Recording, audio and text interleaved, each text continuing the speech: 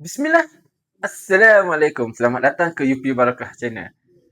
Ana dari Tanjung Maling melalui Batang Kali. Ana singgah di Genting dan bermalam di Wilmin Upon Hill. Betul betul ke tak? Ah, sebutan dia tu. Harap faham lah belaka kan. Harga cuma RM67, termasuk cukai. Ana belanja pemandangan dari tingkat 15.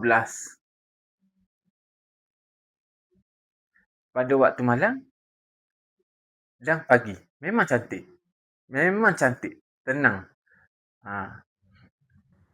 Tempahang ni dibuat melalui Agoda. Harga RM67 memang berbaloi. Bilik, ada kopi, ada tower. Memang berbaloi. Tengok pemandangan dia daripada atas. Bawah dia memang berbaloi.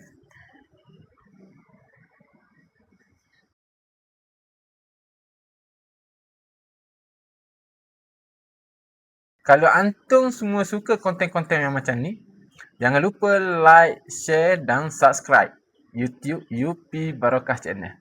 Assalamualaikum. Jazakallah khairan.